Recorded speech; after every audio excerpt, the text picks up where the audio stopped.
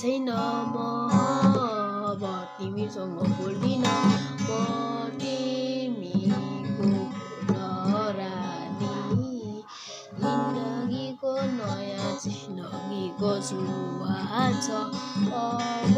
तिमी मलाई के नगर दिल अब त जिन्दगीको नयाँ सुरुवात हुने भयो तेरो